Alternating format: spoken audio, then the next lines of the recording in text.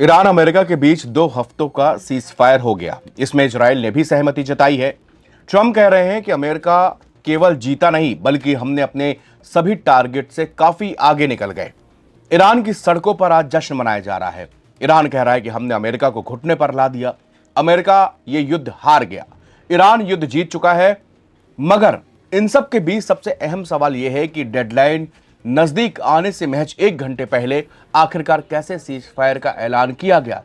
इसके पीछे की कहानी क्या है, पाकिस्तान ने कैसे मीडिएटर की भूमिका निभाई और जेडी वेंस और असीम मुनीर के बीच कब से बातचीत शुरू हुई। एक एक पॉइंट्स पर हम जानते तब आपको इस पूरे सीज फायर की अंदर की कहानी पता चलेगी। सबसे पहली बात तो यह है कि ट्रंप काफी दिनों पहले से ही इस युद्ध को समाप्त करने की सोच रहे थे, मगर उनको रैंप ऑफ करने का कोई भी चांस नहीं मिला। अमेरिका का भारी नुकसान ईरान करता जा रहा था। अमेरिका को लग चुका था कि यह वॉर लंबा खिंचेगा, क्योंकि इस वॉर के पीछे रूस भी है। यह युद्ध जितना लंबा जाएगा अमेरिका को उतना नुकसान होगा। नवंबर में मिड टर्म इलेक्शन भी है अमेरिका में, तो ट्रंप को यह युद्ध आज नहीं तो कल रोकना ही था। इसलिए मंगलवार की शाम को ही अमेरिका ने ईरान पर कई अटैक किए कि जब सीज फायर की रात में बात होगी तब उसके पहले हम ये बता पाएंगे कि हमने ईरान का काफी नुकसान कर दिया है। अब दुनिया को तो ये दिखाना था कि देखो हम ईरान पर अटैक किया, तब जाकर ईरान ने सीज फायर किया। ट्रंप की लोकप्रियता दिन पर दिन कम होती जा रही है। खुद अमेरिकी लोग उनके खिलाफ आवाज उठा रहे हैं। अमेरिकी जनता का प्रेशर ट्रंप को फील हो गया था। फिर ट्रंप ने पाकिस्तान को मोहरा बनाया और पाकिस्तान से कहा कि जाओ, अब फिर सीज फायर की बात यहां से शुरू होती है। इस युद्ध विराम का बहुत बड़ा क्रेडिट पाकिस्तान को दिया जा रहा है। अमेरिका और ईरान के अधिकारियों ने पाकिस्तान के पीएम शहबाज शरीफ और देश के फील्ड मार्शल असीम मुनीर को शुक्रिया अदा किया। ईरान के विदेश मंत्री सैयद अब्बास अरागची ने सोशल मीडिया प्लेटफॉर्म एक्स पर एक बयान जारी किया कि इस बयान में उन्होंने लिखा है कि इस्लामिक रिपब्लिक ऑफ ईरान की तरफ से मैं अपने प्यारे भाइयों पाकिस्तान के प्रधानमंत्री शहबाज शरीफ और फील्ड मार्शल मुनीर का एक क्षेत्र में युद्ध को समाप्त करने के उनके अथक प्रयासों के लिए आभार और सराहना व्यक्त करता हूं। ईरानी विदेश मंत्री के बयान में आगे कहा गया कि पीएम शहबाज शरीफ के ट्वीट में किए गए भाईचारे वाले अनुरोध के जवाब में और अमेरिका द्वारा अपने 15 सूत्री प्रस्ताव के आधार पर बातचीत के अनुरोध को ध्यान में रखते हुए इसके साथ ही अमेरिकी राष्ट्रपति द्वारा ईरान के 10 सूत्री प्रस्ताव के सामान्य ढांचे को बातचीत के आधार के रूप में स्वीकार करने की घोषणा को देखते हुए मैं ईरान की सर्वोच्च राष्ट्रीय सुरक्षा परिषद की ओर से यह घोषणा करता हूं कि भाई अब से सीज फायर शुरू हो गया। युद्ध विराम में पाकिस्तान और असीम मुनीर की भूमिका क्या थी। एक्सियोस ने ट्रंप प्रशासन के एक सीनियर अधिकारियों के हवाले से बताया कि जेडी वेंस ने पाकिस्तानी फील्ड मार्शल असीम मुनीर के साथ अच्छे संबंध बनाए हैं। ट्रंप और अरागची ने सीज फायर के लिए उनके किए गए प्रयास के लिए देश के प्रधानमंत्री के साथ साथ मुनीर का भी आभार व्यक्त किया है। ट्रंप के दामाद और सलाहकार जेरेड कुशनर भी इन वार्ताओं में लगातार शामिल रहे।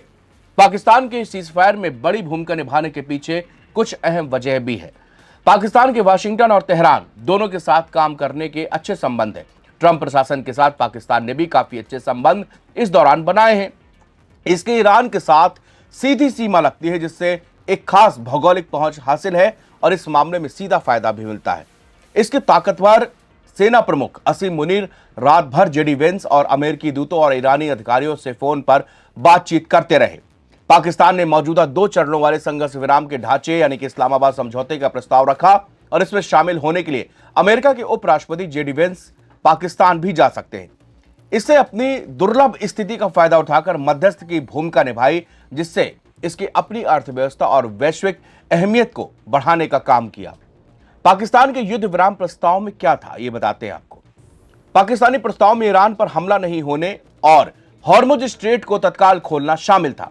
ट्रंप ने हॉर्मुज स्ट्रेट नहीं खोलने की स्थिति में ईरान का अस्तित्व मिटाने की धमकी दी थी। पाकिस्तान ने ट्रंप प्रशासन से ईरान पर अगले 2 हफ्ते तक हमला नहीं करने का अनुरोध किया। इस 2 सप्ताह की अवधि का उपयोग एक बड़े समझौते पर बातचीत करने के लिए किया जाना है, जिससे संभवतः युद्ध समाप्त हो सके। योजनाओं से परिचित 2 सूत्रों ने एक्सियोस को बताया है कि अमेरिका और ईरान के शुक्रवार को इस्लामाबाद में शांति वार्ता करने की उम्मीद है। अमेरिकी प्रतिनिधिमंडल का नेतृत्व उपराष्ट्रपति वेंस द्वारा किए जाने की संभावना है।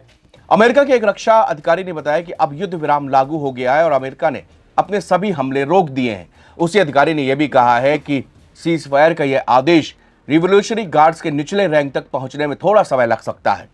एक्सियोस की रिपोर्ट के मुताबिक पिछले 24 घंटे में अमेरिका और ईरान के बीच बातचीत ने जोर पकड़ा, जिसमें पाकिस्तान ने मुख्य मध्यस्थ की भूमिका निभाई।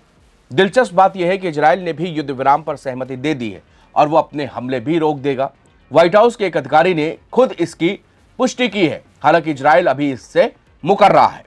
पाकिस्तानी सेना प्रमुख और राजनयिकों ने अमेरिकी राष्ट्रपति जेडी वेंस और स्टीव विटकॉफ और ईरान के विदेश मंत्री अब्बास आरागची के बीच मैसेज को इधर से उधर पहुंचाने का काम किया।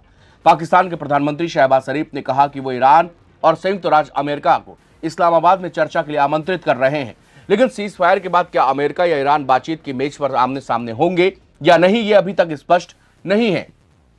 पाकिस्तान का कहना है कि समझौता लेबनान में लड़ रहे इजराइल और हिजबुल्लाह पर भी लागू होता है। आखिरी समय में चीन के दखल ने भी ईरान के सर्वोच्च नेता मुस्तफा खामनेई को इस समझौते के लिए राजी करने में सबसे अहम भूमिका निभाई। अमेरिकी अधिकारियों के मुताबिक ईरान के सबसे बड़े व्यापारिक साझेदार चीन ने समझौते के लिए खामनेई शासन को राजी करने की बात कही। चीन अधिकारी ईरानी अधिकारियों के संपर्क में थे।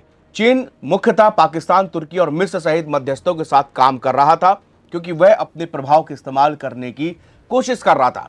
आखिरकार 40 दिन के बाद, जी हां, 28 फरवरी को अमेरिका और इजराइल दोनों ने मिलकर ईरान पर अटैक किया और उसी दिन खामनेई, जो कि ईरान के सुप्रीम लीडर थे, उनको मार दिया गया।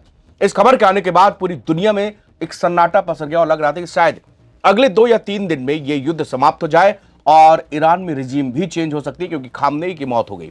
लेकिन ईरान ने 24 घंटे के अंदर इतना बड़ा पलटवार किया कि पूरे मिडिल ईस्ट समेत खाड़ी देश त्राहिमाम करने लगे थे। ईरान ने कई रिफाइनरी उनके पर अटैक करना शुरू कर दिया था, ऑयल टैंकर्स पर अटैक करना शुरू कर दिया था। इसके अलावा तेल अवीव जो है उसको खंडहर में तब्दील कर दिया था। ईरान का यह रूप देखकर पूरी दुनिया डर गई थी कि अगर आगे इस युद्ध में और क्या होने जा रहा है। इसके अलावा अमेरिका और इजराइल दोनों बड़े हमले लगातार लेबनान और इस ईरान पर कर रहे थे। मोड़ इसमें अहम तब आता है जबकि अमेरिकी राष्ट्रपति ये कह देते हैं कि अब हम इनका अस्तित्व मिटा देंगे, यानी कि पूरी की पूरी सभ्यता, इस सिविलाइजेशन को हम खत्म कर देंगे। अब एक बार फिर पूरी दुनिया को लगा कि अब लगता है अमेरिका न्यूक्लियर वॉर कर देगा, क्योंकि ईरान किसी भी दबाव में नहीं आ रहा था। ईरान को पूरी की पूरी मदद मिल रही थी रूस और चाइना से। रूस के द्वारा उसको सभी सटीक टारगेट इंटेलिजेंस रिपोर्ट और सैटेलाइट इमेजेस प्रोवाइड की जा रही थी, जो कि रशिया का कहना है कि यही सब अमेरिका ने यूक्रेन को भी हमारे खिलाफ जंग में शामिल होने के लिए दिया था। और वही काम यहां पर रशिया ने किया, क्योंकि रशिया का मिडिल ईस्ट में सबसे बड़ा एलाई ईरान था। अब इसके पीछे की कहानी यही बताती है कि ईरान के पीछे रूस जो है वो युद्ध लड़ने आ चुका था। अमेरिका को रैंप ऑफ करने के लिए कई बार अमेरिकी अधिकारियों ने कई रिपोर्ट्स में बताया कि ये इस युद्ध को खत्म करना चाहते हैं ट्रंप, लेकिन उनको कोई ऐसा रास्ता नहीं मिल रहा था जहां दुनिया उनकी वाहवाही भी करे और वो इस युद्ध को रोक भी दे। अंततः उन्होंने एक दिन पहले जो 48 घंटे का अल्टीमेटम दिया, उसके 24 घंटे से ही बातचीत ने जोर पकड़ा और आखिरकार जब उनको लग गया था कि आज रात में, जब उनको 8:30 बजे का जो टाइम दिया था, उसके खत्म होने से 1 घंटे पहले ही इन तीनों देशों के बीच में सीज फायर का ऐलान कर दिया गया। इसमें ईरान ने भी इसमें सहयोग किया और अब कहा गया है कि हॉर्मुज स्ट्रेट को 14 दिनों के लिए खोल दिया गया है और ये ईरान की एक बड़ी जीत मानी जा रही कि इसमें ईरान और ओमान दोनों जो है इसमें टैक्स वसूलेंगे। इसके पहले कभी भी हॉर्मुज को इंटरनेशनल वाटर एक रास्ता माना जाता है, इसमें कभी भी इस तरह का कोई भी टैक्स नहीं लगा, लेकिन अब बताया जा रहा है कि ईरान और ओमान दोनों इससे जो है टैक्स वसूलेंगे। शुक्रिया।